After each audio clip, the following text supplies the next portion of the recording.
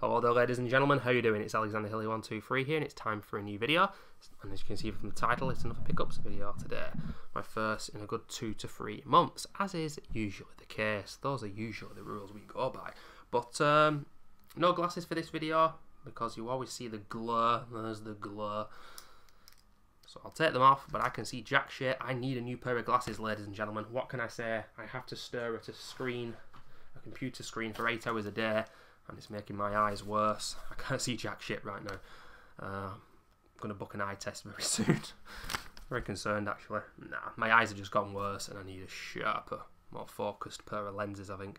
But anyway, today, ladies and gentlemen, I've got 5 games. Let me have a look here. 1, 2...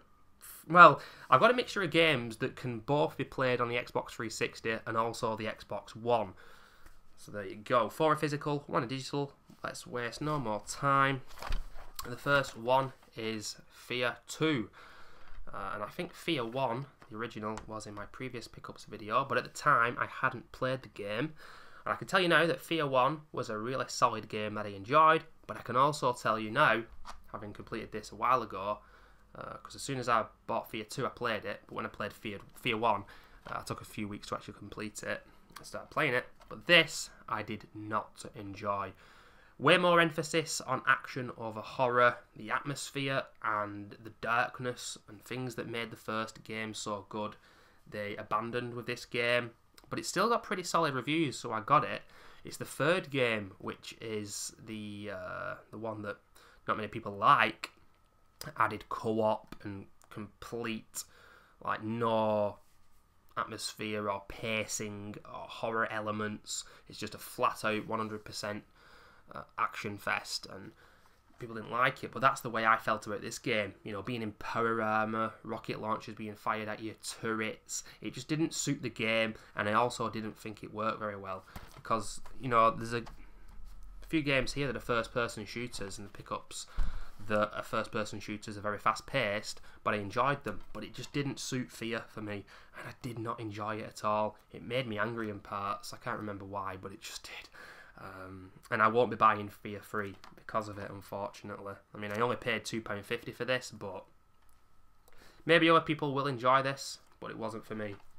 And it's a shame, because Fear 1 I could go back to right now, or maybe in a year's time, for example, having a long break from the game, maybe play it on its hardest difficulty, and think, yeah, this game was so good. They were onto something really interesting here, with the slowing down of time as well, and the limited amount of time you can use your flashlight. Both those things are non-existent in the second game. Well, the flashlights anyway. But yeah, Fear 1, Fear 2, for me. Anyway, another first-person shooter coming up, ladies and gentlemen. Cost me £7, and it is Wolfenstein: The New Order. And this was a pretty damn good game that I enjoyed overall. Quite a challenging game. I put it on normal difficulty. I'm not a first-person shooter kind of guy, but the thing I liked about this game was that it was very stop-start all the time and all the way through the game. So you do a mission where you had a lot of different weapons and things in your arsenal. So like you're in 30% into the game. And then the next mission, you'd just have a suppressed pistol and a knife, and stealth elements would come into the game. And the stop-start nature of Wolfenstein: The New Order, I actually think really helps it. The game looks gorgeous, and the story is very intriguing, because obviously it's an alternate take on what happened in World War II, where the Allies lose and Germany win the war and whatnot. And it's set in 1960, but parts of it are also set in the 40s during the war, especially at the start of the game. And I had a lot of fun on this. I didn't love it, but for me to love a first-person shooter, it's got to be something amazing. But for £7, I cannot complain, and for any FPS fans who haven't played this yet, it does come recommended. It's a solid game.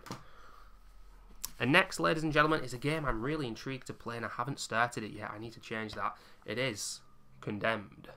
Quite an old game now, released in 2005. And just looking at the back on this, and what I've heard and read about it and seen in parts, I've got a weird Manhunt yet Silent Hill vibe going on. Quite a mixture, quite a bag there, ladies and gentlemen. And I'll just read it out to you. A cunning and ruthless killer is taunting authorities with a series of grisly murders. As FBI agent Ethan Thomas, your investigation will pit you against the most violent side of humanity as you unravel clues left by the killer. Stay alive using any weapon you can find, from firearms to lead pipes. Use sophisticated forensic tools to investigate crime scenes and uncover evidence in this intense, one-of-a-kind psychological thriller. So, like I say, there's aspects of both the classic Silent Hill games and Manhunt in this, and maybe I'm way off the mark and I'm wrong there, but nevertheless, it looks interesting. I've heard it's pretty good, and it's got a sequel as well, Condemned 2, which also got solid reviews. I really need to pick this up. I only paid £2 for that, so no excuses. I will be playing that soon for the first time. I'm actually quite excited to do so. Next on the list, ladies and gentlemen, is the only digital pickup in this video, and it is Saints Row 4. I got that when it was free, Games of Gold and Xbox Live, and basically there is not much to say about this pickup. I've enjoyed all the Saints Row games, and I did enjoy this one, although I don't think it was as good as Saints Row 2 and 3. It was even more silly and unrealistic than Saints Row 2 and 3. Imagine Saints Row 3, but 10 times sillier if you haven't played Saints Row 4 yet. Fighting aliens in a big spaceship.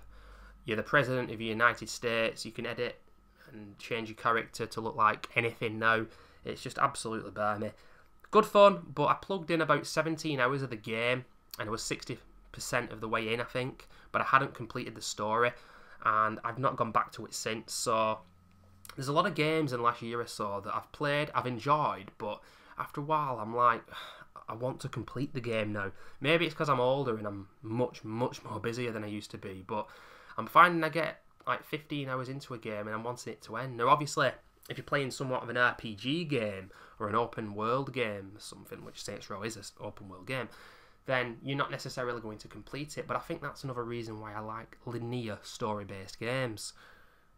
So yeah, long story short, I enjoyed Saints Row 4, but not as much as Saints Row 2 and 3, and if they do make another Saints Row game, I would kind of like them to go back to basics.